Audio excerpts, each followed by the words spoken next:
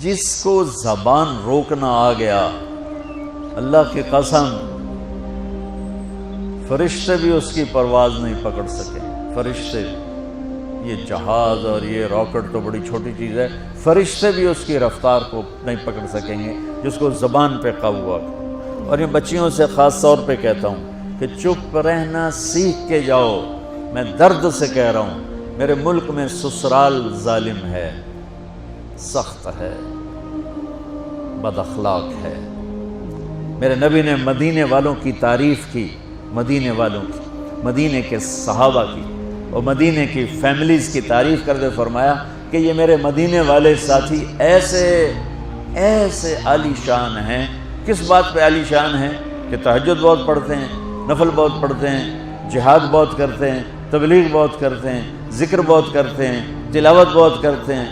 نہیں، سنو غور سے، فرمایا یہ میرے مدینے والے صحابہ یہ اتنے عالی شان ہیں، جب یہ کسی کی بیٹی کو لے آتے ہیں ڈولی میں ڈال کے تو آنے والی بچی کو ذرہ برابر احساس نہیں ہوتا ماں باپ کے گھر میں ہوں یا سسرال کے گھر میں۔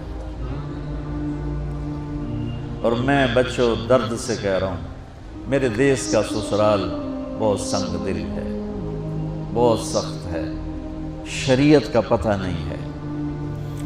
یہ ہمارا جوائنٹ فیملی سسٹم بہت بڑی نعمت تھا، جب ایک دوسرے کا تعاون تھا، محبت تھی اور ایک دوسرے کو آگے بڑھاتے تھے۔ اب یہ مصیبت بن گیا ہے کہ اخلاق اچھے نہیں ہیں، زبان کا بول تیر کی طرح، چھری کی طرح، تلوار کی طرح کاٹ رہا ہے۔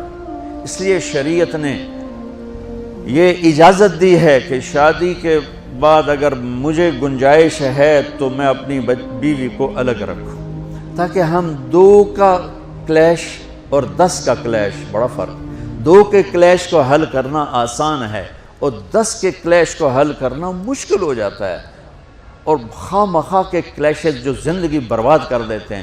جس بچی نے میری نسل کو پالنا پڑھانا اور بڑھانا ہے، اسی کو میں تانے دے کے، جو اس کے پیٹ میں پرورش پا رہا ہے، وہ تو پیدا ہوتے ہی نفسیاتی مریض ہوگا، چونکہ ماں پر جب ایسے پریشر پڑیں گے وہ پریشر بچے پر جائیں گے۔ میری نسل، آج کے ماں باپ جن کو ساس سسر کہتے ہیں، یہ خود اپنی اگلی نسل کے دشمن بنے بیٹھے ہیں کہ آنے والی بہو کو عزت دینے کی بجائے، محبت دینے کی بجائے، بیٹی بنانے کی بجائے وہ ایک ایسا رویہ اختیار کرتے ہیں چونکہ اخلاق کوئی نہیں ہے۔ وہ سڑ کڑ مرتی ہے نہ جیتی ہے، مشرق کی بیٹی ہے، گھٹ گھٹ کے مر جانا ان کی صفت ہوتی ہے۔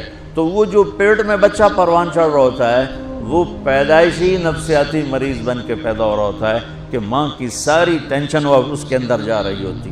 اس لیے میرے نبی کی شریعت کہ اگر میں مالدار ہوں تو میں اپنی بیوی کو الگ گھر لے کر دوں، اگر میرے پاس اتنی گنجائش نہیں اس کو کرائے پر لے کر دوں، اگر میرے پاس اتنی گنجائش نہیں تو پھر گھر میں اس کے لیے ایک کمرہ، ایک کچن، ایک ٹوائلٹ، یعنی ایک پورا پورشن اس کے لیے الگ ہونا چاہیے۔